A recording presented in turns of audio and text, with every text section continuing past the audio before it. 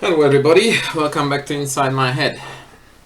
Today I'm recording a very big rating gap match, and because of that I decided to play a different opening than what I normally do, which is an e4 e5 business. I normally play e4 c5, so I went with knight c6 today. That's how I did it. And I'm going to test out my odd openings. I decided to record this because I'm curious to see what sort of patterns we are going to pick up from a game from a 1700. Most of my games are 2000 and higher. He's playing a correct opening theory here, so this is going to be quite interesting. The reason why white tends to, black plays queen f6 is because it disrupts the development of white, in that we, as in white again, will have to make a concession by either putting the queen in front of this bishop or in front of this bishop. Or an alternative is to play queen f3, which basically invites a queenless middle game scenario. And I think I'm going to go with that. Sorry.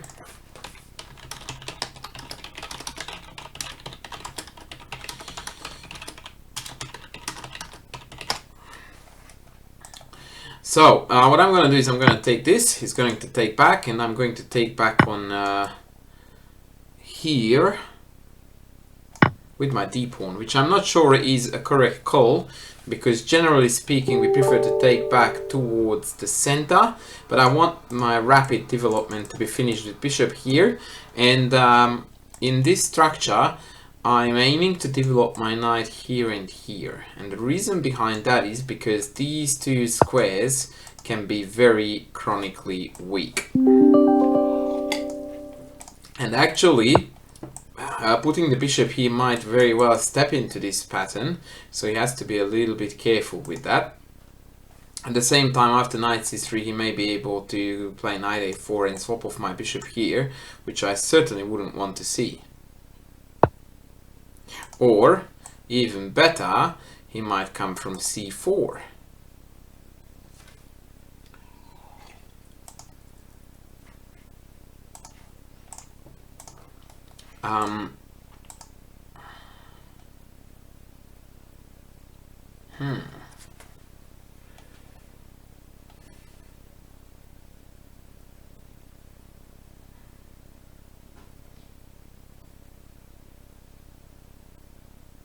Interesting stuff. I'm thinking about how to handle this situation. One of the possibilities is to give up my two bishops.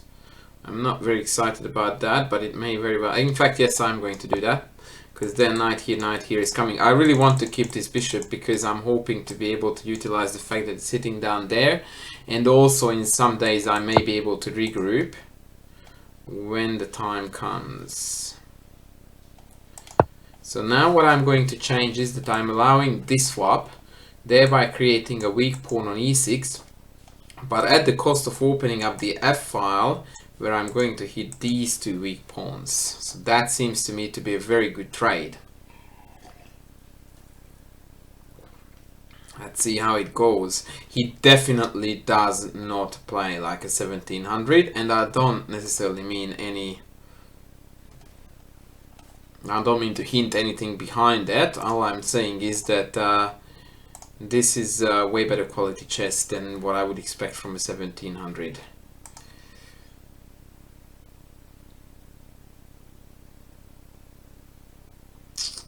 If it was my turn again, I would play castles, which he just denied, but I think that that looks to me like a semi-blunder, because this is hanging. Having said that, this is hanging too. And for the time being, I potentially consider this one to be weaker than this. So let's see how we go. I'm thinking about knight g6 at the moment, and after bishop g3, h5, forcing h4, creating another weakness there, and then king e7 followed by rook d8. Looks to me like a sound plan. Let's go.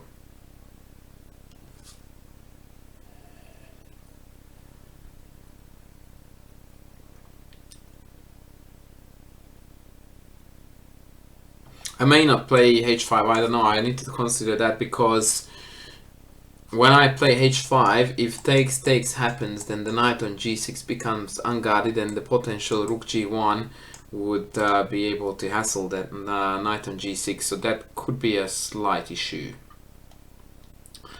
I was about to say that he can also drop back to e3.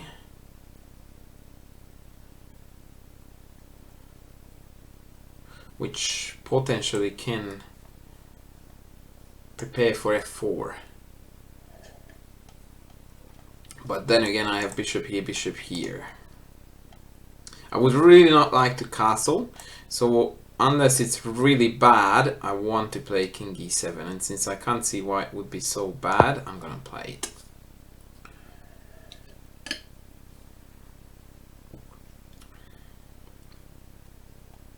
It's a good thing for me that this swap is always on, in the sense that that swap is something that I would consider to be favorable to me, because that would allow me to attack on the f-file, and if it doesn't swap, then this knight is very much out of the game, and that's a biggie.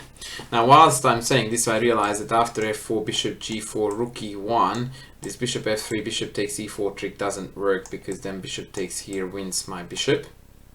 So f4 is actually a big issue here. And potentially my best answer to that will be f5, which looks a little bit risky, because of my king might get a little bit exposed. But at the same time, if I can block the pawn on f4, that would be a very juicy weakness. Excuse me. Yeah, that looks very good. Okay, rook g1, logical move, trying to put pressure here.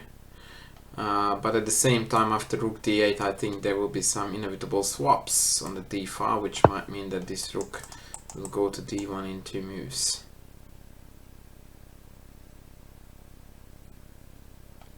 So let's go.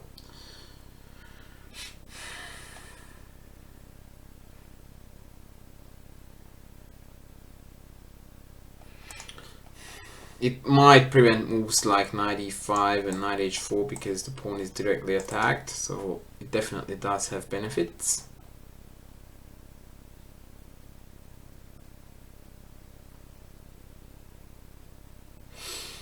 Yeah, I'm looking at probably taking next.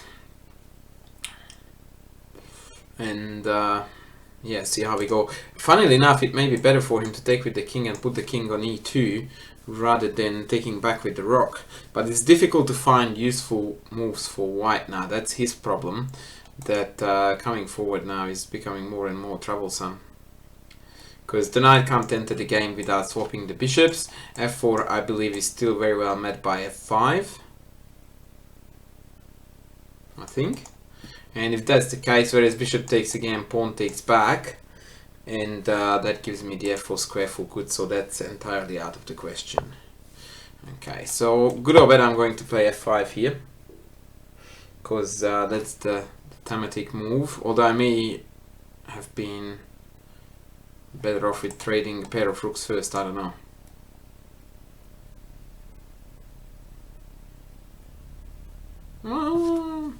Maybe not, because if I had traded and then f5, then bishop takes, king takes, pawn takes, king takes, and rook d7 may have been a little bit annoying. So I'm actually quite happy that I left and kept those pair of rooks on the board.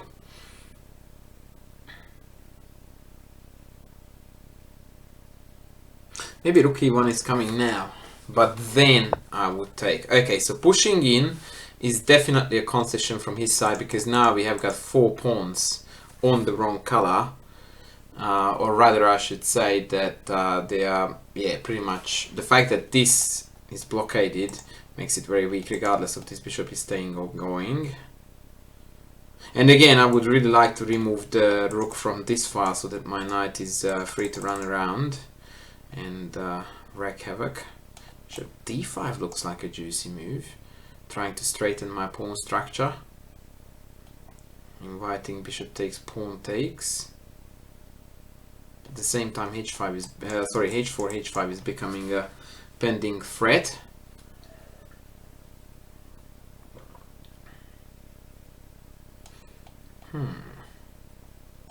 If bishop there, bishop takes, pawn takes h4, d4, bishop d2, d3,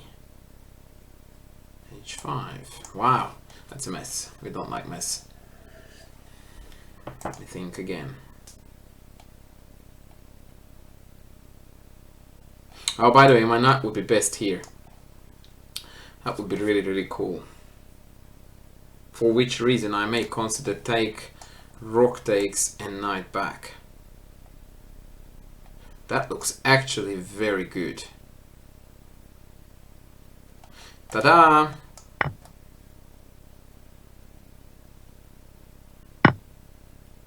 Ha!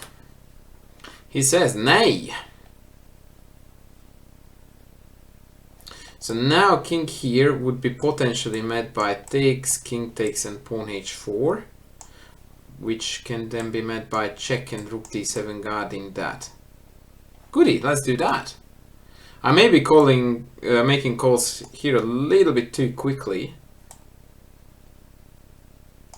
but what I'm doing here makes a lot of sense. I would like to once again state that this guy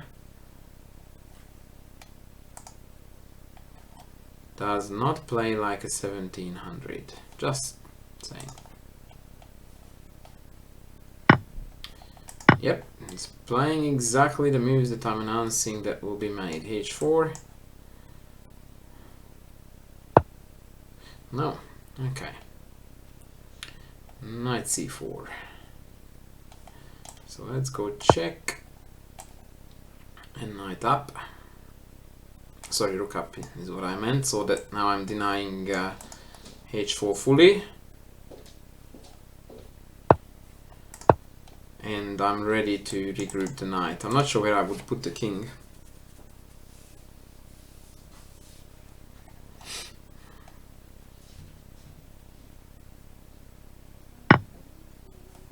My only problem is that these 4 pawns are very compact but rather useless against the 3 in terms of creating pass pawns. But this was a very poor choice. So this is what we call an ultimate good knight, bad bishop scenario, because the bishop has got 4 pawns on the same color as the bishop.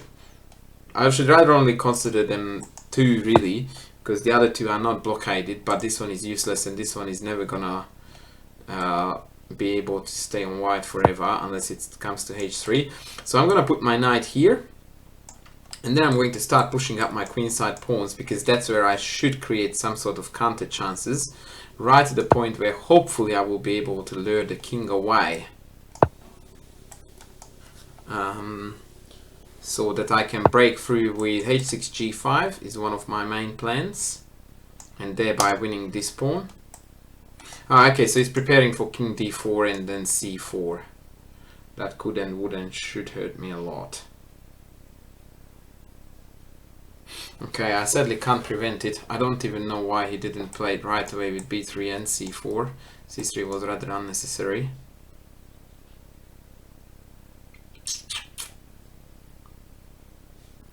Okay, I'm gonna go here, king here. Now c4 is actually a mate threat. And I'm gonna play c5, c4, king back. Plan is to take, and then b5 again perhaps. Maybe not, I don't know. That looks like a very risky endeavor. King d3 is his absolute only move. Everything else would allow me to play c5, c4. And that would be a disaster for white, because that would mean another pawn being blocked on a dark square. Okay, this is even worse. So that's where that was his first move that sort of is in line with his rating, because now he's fixing pawns on black and allowing my king to enter. So now I can actually choose from a variety of plans. I'm going to go in here because I like to gain space. King d2 is forced. Now I'm going to play h6. Forcing h4. Any other case I play g5, must be captured, retaken, and then he can't stop this. And that's an easy win. So h4 is forced. Yeah, he's playing bad chess now.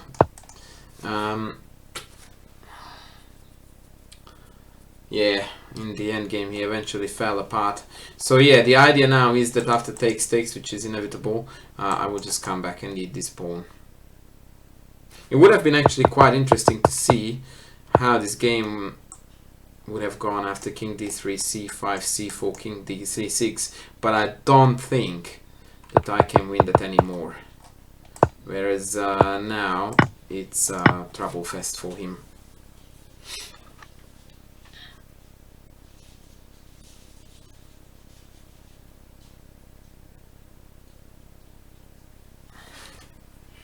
He might try f4 here, so that after I take it with a pawn, he has got another pass pawn.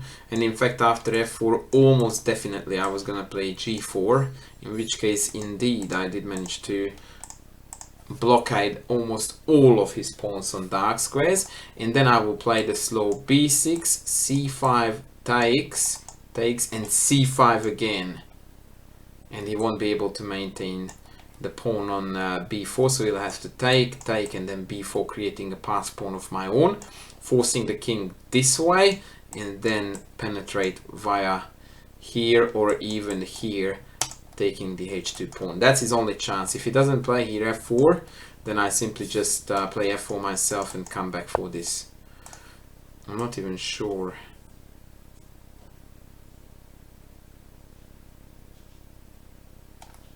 I don't know which one is more accurate, to play here f4 or to not, because I don't think that he has got f4 on his mind. Which is not really a super professional thing to say.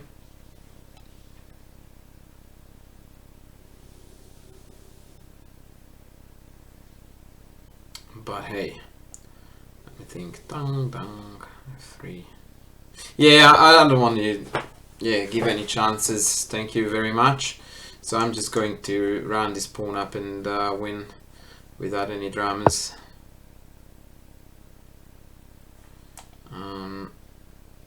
Yeah, I didn't see this, to be perfectly honest, but neither does it work.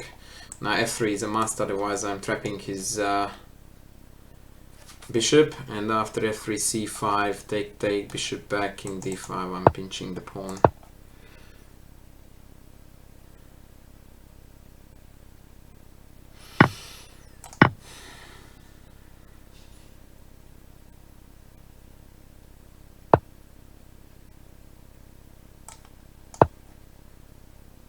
King here is a good move now, so that after here he can play for a4.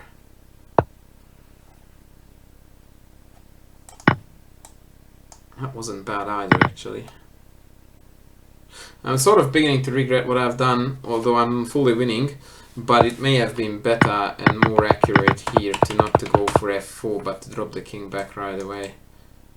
I don't know.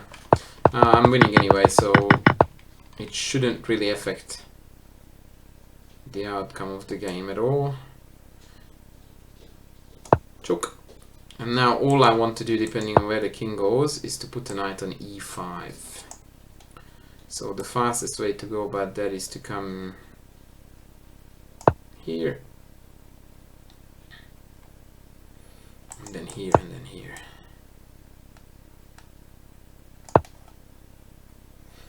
He's gonna drop back there. No, now I'm already threatening with check and win.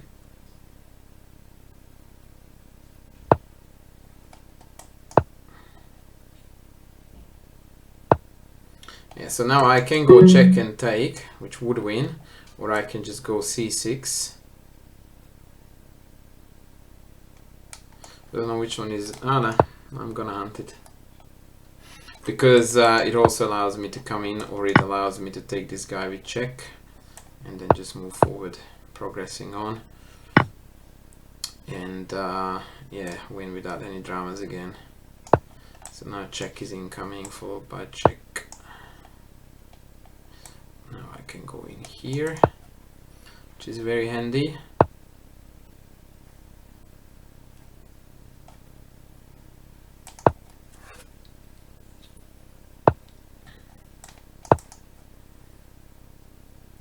And now the endgame easily wins after knight takes, because he either has to swap or allow another pawn to be taken as this is on, and that's just queen now here, unstoppably.